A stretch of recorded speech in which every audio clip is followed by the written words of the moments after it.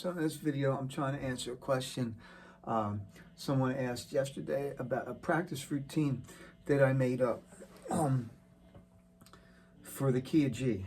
And I started out with a finger exercise. So to answer your question, the person asked, can you explain what you're thinking as you're going through these exercises? Well, there were 7 different exercises. So today's part 1, and I'm just going over part 1 of the exercise. The exercise literally was doing finger exercise 1, 2, 3. A finger exercise is something that I try to get people to do within the first lesson or 2 of playing the guitar with me. The simplest form of the exercise is where you just are thinking no key and just frets and fingers. Take your first finger, play string 1, fret 1, play string 2, string 1, fret 2, and then play string 1, fret 3. And you practice doing this until you get fluent at it. And when you get good here,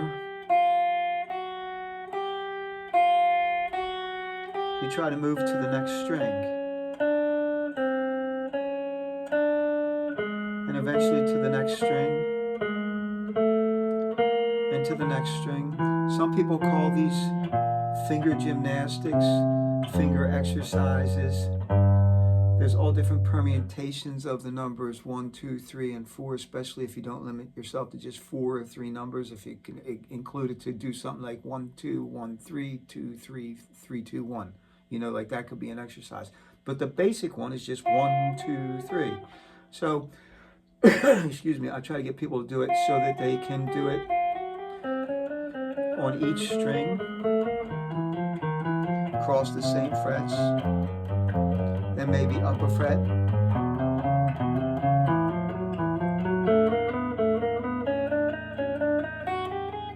or one note at a time.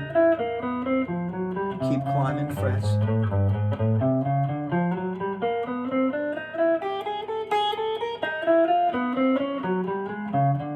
So that's the basic exercise. When I try to apply it to a key, it gets a lot more complicated. So in the video where I was doing my warm-up, I was using the key of G. So my first thoughts were this. Okay, the key of G goes do, re, mi, fa, sol, la, ti, do. And the notes are G, A, B, C, D, E, F sharp, G. So my first thought was I'm just going to take those notes and from each note do 1, 2, 3. So then I did it from A, then I did it from B, then I did it from C, then I did it from D, then I went to E here, then F sharp, then G, then A, B, C, D, E, F sharp, G, A, B, C, D, E, F sharp, G.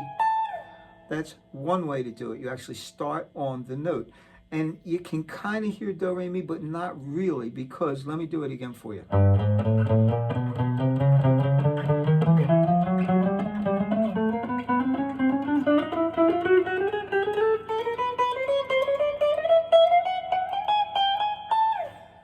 There's some kind of logical progression going on, and you can sort of hear it in your brain, but it doesn't make total sense. And the reason is because when you do this kind of exercise, when you start on the note, you can't hear it as well as when you end on the note. So let me show you what I mean by that. If I end on the note, I'm trying to accent, target, enclose. Enclosures are a big thing in jazz, and different ways to think about targeting, so to speak, a note.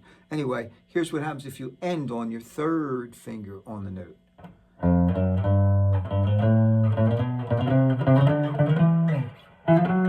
Oops.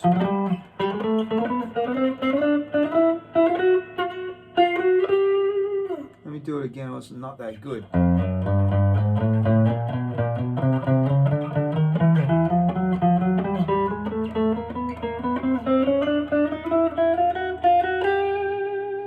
Almost can hear it a little better. The do, re, mi, fa.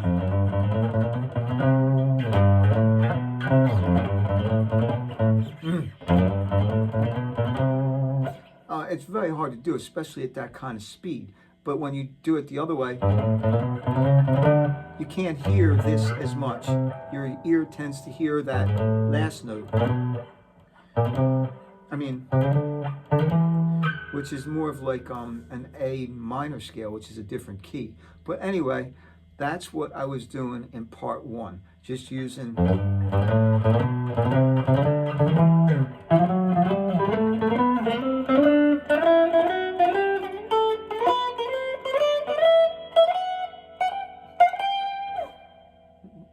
it's a great exercise. Another way that I try to get people to do 1, 2, 3 is just like up one string, one fret at a time. Backwards. Sounds pretty simple and sort of stupid, but it's actually very hard to do. Try it out. Thanks for watching. As always, I hope you get to play a lot of guitar. I hope you like this.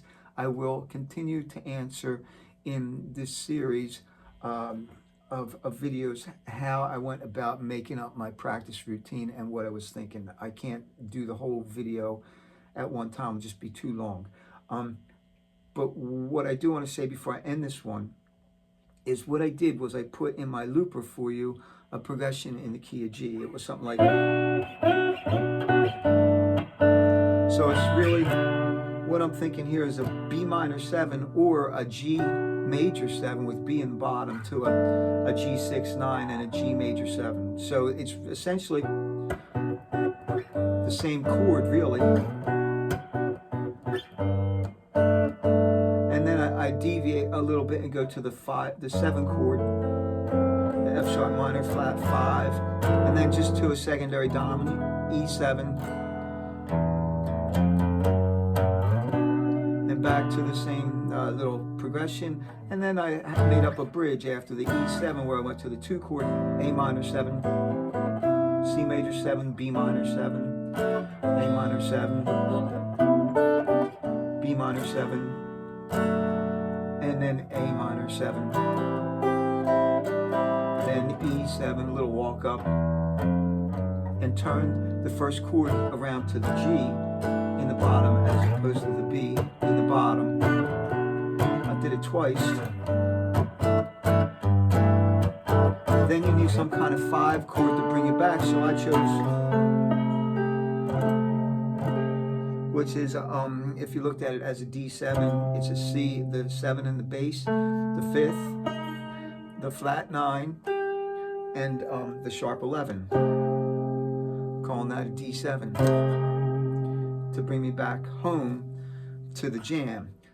Why did I just go through that? Because to make up the solo, and I don't know how good it sounded, but it worked, or to make up the melody, I literally was using the approach of thinking of the chord tones of a G major 7 and targeting them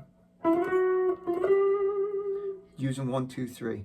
I'm going to put the loop on again, mess around with it, and try to get some of that 1, 2, 3 stuff going. And again, have a great day, and thank you so much for watching, and your comments are greatly appreciated, and I'll try to answer your questions, but you got to ask, because otherwise I don't know what you're thinking. So take care, have a great Tuesday.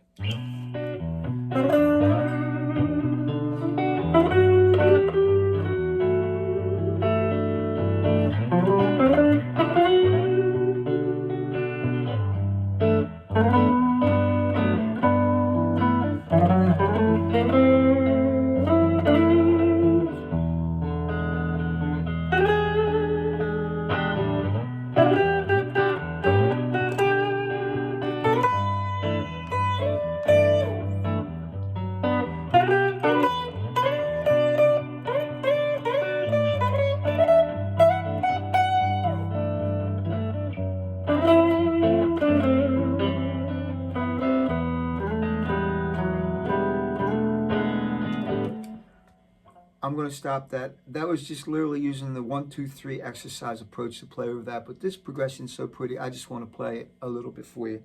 So again, have a great day.